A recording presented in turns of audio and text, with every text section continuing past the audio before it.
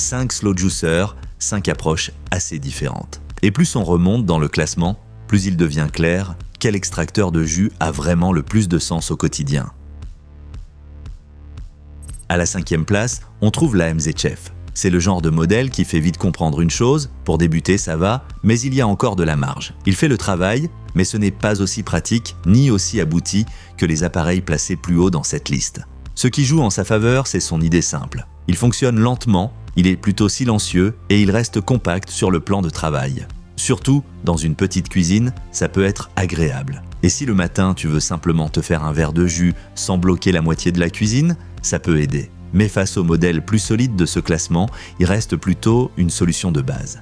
Mais il y a aussi un vrai problème. La goulotte de 4,8 cm est assez petite, donc il faut beaucoup couper avant. Et c'est justement ce qui devient souvent plus agaçant au quotidien qu'on ne le pense au départ. En plus, d'après notre évaluation jusqu'ici, le rendement en jus n'est pas tout à fait au niveau des meilleurs modèles. Donc, oui, il extrait du jus, mais il te fait gagner moins de travail que les autres. Je le recommanderais surtout à celles et ceux qui veulent entrer dans l'univers des slow juicers avec le budget le plus bas possible et qui peuvent se contenter de petites quantités.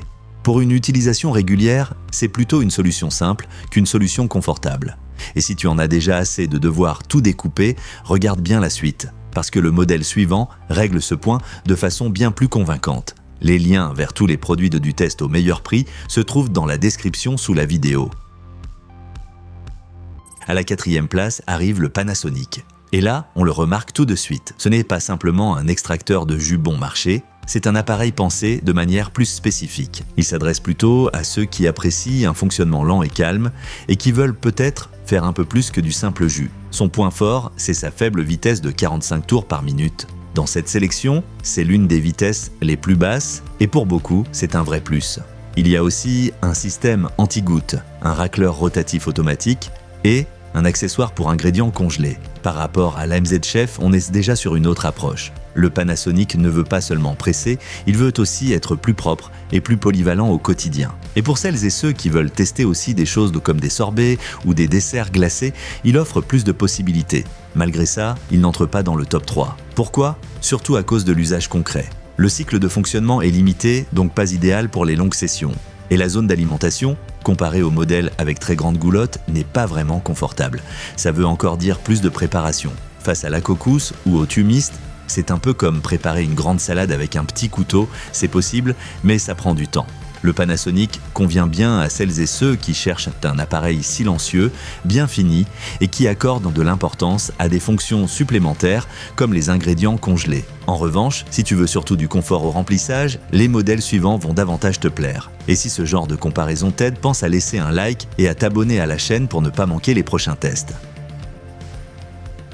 À la 3e place, on a le thumiste. Et franchement, rien que pour le confort au remplissage, il donne tout de suite l'impression d'être d'un niveau supérieur. C'est le genre d'appareil qui te fait penser immédiatement « Bon, ici je n'ai pas besoin de couper chaque morceau de fruit en tout petits bouts ». Le gros point fort, bien sûr, c'est la goulotte de 13,5 cm. Au quotidien, c'est un vrai gain de confort. À cela s'ajoute un 300 watts de puissance et 55 tours par minute, donc un bon équilibre entre force et extraction lente. Les pièces amovibles passent au lave-vaisselle. Il y a une fonction marche arrière et le fait de pouvoir traiter des fruits entiers est ici un véritable argument. Par rapport au Panasonic et à la MZ-Chef, c'est nettement plus pratique. Tu passes simplement moins de temps à découper et plus de produits finissent directement dans l'appareil. Alors pourquoi ne monte-t-il pas encore plus haut ? C'est simple, la tension. Dans les données recueillies jusqu'ici, ce modèle n'est indiqué qu'en 120 volts. Et pour beaucoup, c'est un vrai frein. Surtout si on cherche un appareil pour une utilisation normale dans un foyer européen. Parce que à quoi sert une grande goulotte pratique si l'alimentation électrique devient déjà un obstacle ? C'est précisément là que le thumiste perd des points dans l'ensemble, même si le concept en lui-même est solide. Je le recommanderais surtout si cette question de tension ne te pose aucun problème et si une grande goulotte est vraiment importante pour toi. Car côté confort, il est clairement bien placé. Mais pour une utilisation plus large au quotidien, il y a encore dans cette liste des options plus cohérentes. Et le modèle suivant montre très bien quel débit peut offrir aujourd'hui un bon slow juicer. À la 2e place se classe la couscous. Et là, ça devient vraiment intéressant pour beaucoup de monde, parce que cet appareil vise un point qui compte souvent plus au quotidien que n'importe quel détail technique. Il fait gagner du temps et des efforts. pas un peu, mais de façon sensible. La goulotte de 135 mm est énorme.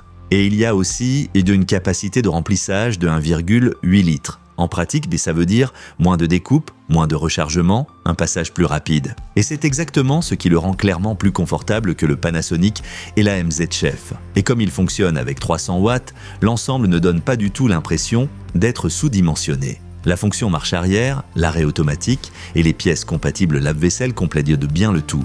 Si tu fais souvent plusieurs verres ou directement du jus pour 2 personnes, c'est une approche vraiment agréable.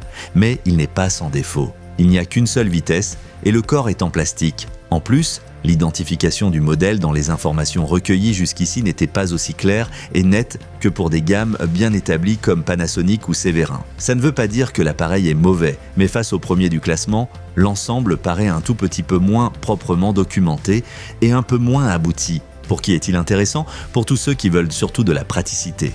Donc de gros morceaux à mettre dedans, moins de préparation et un bon débit. Si c'est exactement ce que tu recherches, alors ce modèle est déjà très proche du sommet. Mais à la première place, il y a encore un appareil qui paraît tout simplement plus équilibré dans son ensemble. À la première place, on trouve le Sévérin. Et ce n'est pas une victoire grâce à un seul effet waouh, mais grâce à l'ensemble le plus équilibré. Ce n'est pas celui avec la plus grande goulotte, ni celui avec le chiffre le plus impressionnant sur la boîte, mais dans l'usage quotidien, c'est clairement lui qui laisse la meilleure impression. Il est livré avec 2 tamis, un accessoire pour fruits congelés, une fonction marche arrière, un système anti-goutte, des pièces compatibles lave-vaisselle et même une brosse de nettoyage. Dit comme ça ressemble d'abord à une simple liste. Mais dans l'usage réel, c'est précisément ce qui fait la différence. Il est polyvalent, bien équipé, et dans notre évaluation jusqu'ici, il a aussi été associé à un bon rendement en jus et à un nettoyage facile. Face à la Cocos, il est peut-être moins spectaculaire au niveau de la goulotte. Mais comme appareil complet, il paraît plus équilibré. Et par rapport au Panasonic, il offre aussi de la polyvalence sans miser uniquement sur l'extraction lente comme argument principal. Bien sûr, même le gagnant a ses limites. La goulotte est plutôt étroite, donc il faut continuer à découper avant. Et il n'est pas non plus pensé pour un fonctionnement prolongé.